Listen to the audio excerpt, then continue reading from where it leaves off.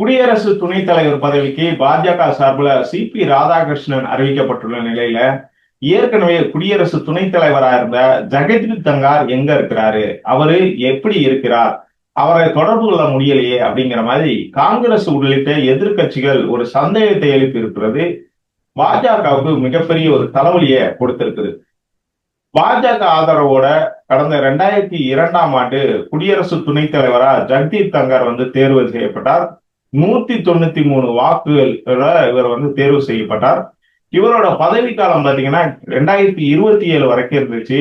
ஆனா 3 ஆண்டுகள் முடியறதுக்கு முன்னாடியே கடந்த ஜூலை 21ஆம் தேதி அவர் திடீர்னு ராஜினாமா செய்யறதா அறிவிச்சாரு. அதுக்கு பல்வேறு காரணங்கள் சொல்லப்பட்டுச்சு. ஆனா ஜெகதீப் தங்கர் என்ன சொன்னார்னா, தன்னோட உடல்நிலையை காரணம் காட்டி தான் ராஜினாமா செய்யறேன் அப்படிங்கிற மாதிரி குடியரசுத் தலைவருக்கு என்ன பண்ணாரு, கடிதம் எழுதியிருக்காரு. ஆனா ஜெகதீப் தங்கர் பதவி விலகினதுக்கு பல்வேறு காரணங்கள் இருக்கிறதா காங்கிரஸ் உள்ளிட்ட எதிர்க்கட்சிகள் குற்றச்சாட்டை வச்சாங்க. அது இன்னைக்கு வரைக்கும் தொடருது. ஆனா அது தொடர்பான குற்றச்சாட்டுகளுக்கு பாஜக இதுவரைக்கும் எந்த விளக்கமே கொடுக்கல. குறிப்பா டெல்லியில நீதிபதி வர்மா வீட்டுல கட்டுக்கட்டா பணம் கையகப்படுத்தப்பட்டது, பிடிபட்டது. இதை தொடர்ந்து என்ன பண்ணாங்கன்னா, வர்மா மீது கடும் நடவடிக்கை எடுக்கணும் அப்படிங்கிற மாதிரி காங்கிரஸ் உள்ளிட்ட எதிர்க்கட்சிகள் கோரிக்கை விடுத்தாங்க. அந்த கோரிக்கையை பாஜக அரசு கண்டுக்கிறவே இல்லை. இப்படிப்பட்ட ஒரு சூழ்நிலையில காங்கிரஸ் உள்ளிட்ட எதிர்க்கட்சி எம்பிக்கள் பலர் கையெழுத்திட்டு பதவி நீக்கம் பண்ணணும், அவர் மீது கடும் நடவடிக்கை எடுக்கணும், எப்படி இந்த கட்டுக்கட்டா பணம் வந்துச்சு அப்படிங்கறத விசாரணை நடத்தணும் அப்படிங்கிற மாதிரி ஜெகதீப் தங்காருக்கு கடிதம் எழுதினாங்க. இந்த கடிதத்தை தொடர்ந்து அவர் என்ன பண்ணார்னா, உள்துறை செயலாளருக்கு ஒரு பரிந்துரை செய்தார். இந்த கடிதத்தின் அடிப்படையில் ராஜேஷ் வர்மா மீது நடவடிக்கை எடுங்க அப்படிங்கிற மாதிரி சொல்லிட்டாரு. இது பாஜகவுக்கு மிகப்பெரிய ஒரு சங்கடத்தை கொடுத்ததா சொல்லப்படுது. ஏன்னா நீதிபதி வர்மா தொடர்பான விவகாரத்துல பாஜக அரசு எதையுமே செய்ய வேணாம் அப்படின்னு இருந்ததாகவும், ஆனா எதிர்க்கட்சிகளோட அழுத்தத்தின் காரணமா இது ஜெகதீப் தங்கார் இந்த மாதிரி செஞ்சது ஏற்புடையது இல்லை அப்படிங்கிற மாதிரி பாஜக தலைமை நினைச்சதுனால அவங்களோட அறிவுறுத்தல் காரணமா தான் ஜெகதீப் தங்கார் பதவி விலகினதா ஒரு பக்கம் சொல்லப்படுது.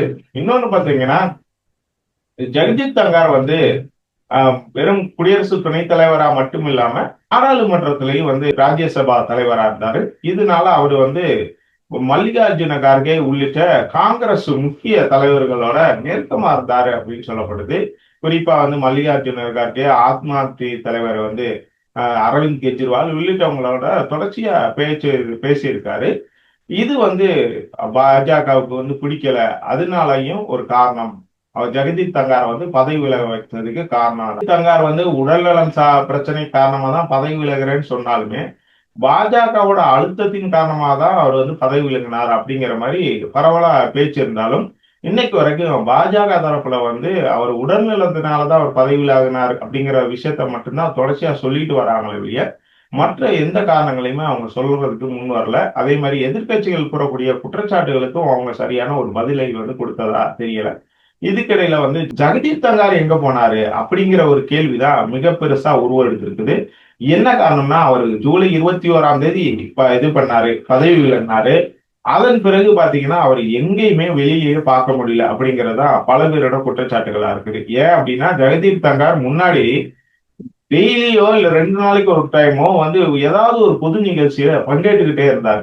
அவர் உடல்நிலை அதுக்கு முன்னாடி மார்ச் மாதம் அவருக்கு இதயத்துல பிரச்சனை இருந்து 4 நாட்கள் மருத்துவமனையில அனுமதிக்கப்பட்டிருந்தாலும், அதன் பிறகு பாத்தீங்கன்னா தொடர்ச்சியா பல்வேறு நிகழ்ச்சிகள்ல பங்கேற்றாரு. அது உள்ளூர்ல டெல்லியில மட்டுமே இல்ல, ராஜஸ்தானுக்கு போனாரு, திடீர்னு இங்க பீகாருக்கு போனாரு. இந்த மாதிரி பல்வேறு மாநிலங்களுக்கு பயணப்பட்டு பல்வேறு நிகழ்ச்சிகள்ல பொது நிகழ்ச்சிகளையும் பங்கேற்றாரு. அப்படி இருந்தவர் இந்த கிட்டத்தட்ட ஜூலை 21ஆம் தேதியில இருந்து ஆகஸ்ட் இன்னைக்கு 19 வரைக்கும் கிட்டத்தட்ட ஒரு மாதமா அவரை வெளியவே பார்க்க முடியல. அப்ப எங்க போனாரு, அவர் உண்மையிலேயே எங்க இருக்கிறார், இவர் பாஜகவோட கட்டுப்பாட்டுல இருக்கிறாரா இல்ல அவர் தனியா இருக்கிறாரா அப்படிங்கிற ஒரு கேள்வி எழுந்திருக்குது. ஒரு பக்கம் ஒரு சில அரசியல் நோக்கர்களும் மூத்த பத்திரிகையாளர்கள், டெல்லியில சோர்ஸ் இருக்கக்கூடிய மூத்த பத்திரிகையாளர்கள் பல பேர் என்ன சொல்றாங்கன்னா, ஜெகதீப் தங்கார் வீட்டு சிறையில வைக்கப்பட்டிருக்கார். அவர் அதிகாரப்பூர்வ அரசு பங்களாவை காலி பண்ண வச்சிட்டாங்க அன்னைக்கே. அதாவது என்னைக்கு வந்து ராஜினாமா செய்தாரோ அன்னைக்கே வந்து காலி பண்ண சொல்லி வச்சுட்டாங்க. அப்படிங்கிற போது அது வந்து நெருக்கடி காரணமா தான் வந்து அவரை இது பண்ணாங்க. ஏன்னா அவர் ராஜினாமா செய்த உடனே வந்து காலி பண்ண வைக்கிறாங்க அப்படின்னா அது அன்னைக்கு மத்தியானம் வரைக்கும் வந்து அவர் வந்து ராஜினாமா செய்வதற்கான எந்த அறிகுறியும் இல்லை. அப்படிங்கிற போது அன்னைக்கு சாயந்தரம் ராஜினாமா பண்றாரு. அன்னைக்கே வந்து அன்னைக்கு இரவே வந்து அந்த அரசு அதிகாரப்பூர்வ அரசு பங்களாவை காலி பண்ணிட்டாரு. அப்படின்னா இது வந்து பக்கா பிளான் பண்ணி ஒரு விஷயத்த பண்ணியிருக்காங்க. அது ஜெகதீப் தங்கர் செஞ்சிருக்கிறதுக்கு வாய்ப்பே இல்லை. ஏன்னா மத்தியானம் வரைக்கும் அவர் ரொம்ப இயல்பா இருந்தவர். ஏன் அவனுக்கு நைட்டு வந்து உடனே வந்து ராஜினாமா பண்ணிட்டு எப்படி உடனே பங்களாவை காலி பண்ண முடியும்? அப்ப இதோட பின்னணியில பாஜகவோட கை வந்து மிக பெருசா இருக்குது அப்படிங்கிறது தான் அவங்களோட குற்றச்சாட்டு.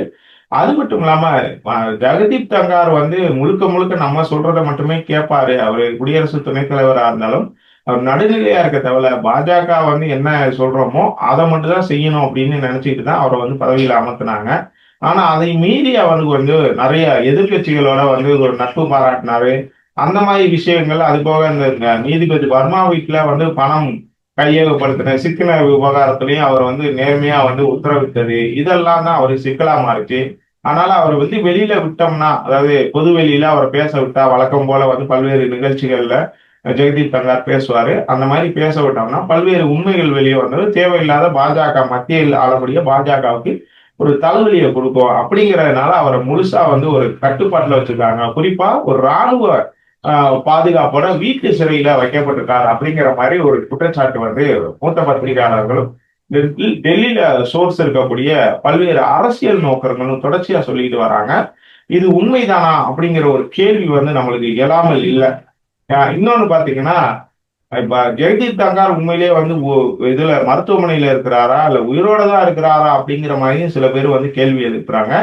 இதனால காங்கிரஸ் வந்து ஒரு ஆட்கொணர்வு மனு தாக்கல் செய்வதற்கான வேலையில ஈடுபட்டிருக்கதா சொல்லப்படுது. இது எந்த வகையில போகும் அப்படின்னு பார்க்கலாம். ஏன்னா வந்து பாஜக அரசு வந்து தொடர்ச்சியா வந்து தங்காரை வந்து மூடி மறைக்கிறாங்க அப்படின்னு காங்கிரஸ் உள்ளிட்ட எதிர்கட்சிகள் தொடர்ச்சியா குற்றச்சாட்டு வச்சாலும் பாஜக தரப்புல இருந்து இது தொடர்பா ஒரு பதிலுமே இல்லைங்கிறதுனால உண்மை நிலவரம் என்ன அப்படிங்கறது தெரிஞ்சுக்கிறதுல எல்லாருக்குமே மிகப்பெரிய ஒரு ஆர்வம் இருக்குது. அதனால இந்த இதுல வந்து உண்மை தெரியுமை வெளிவருமா வராதா அப்படிங்கிறது நம்ம பொறுத்து இருந்தா பார்க்கணும். இந்த விவகாரத்துல நீதிமன்றம் என்ன மாதிரியான நடவடிக்கை எடுக்கும் அப்படிங்கிறதையும் நம்ம பொறுத்து இருந்தா பார்க்கணும். இந்த விவகாரத்துல நீங்க என்ன நினைக்கிறீங்க அப்படிங்கிறத கமெண்ட்ல சொல்லுங்க.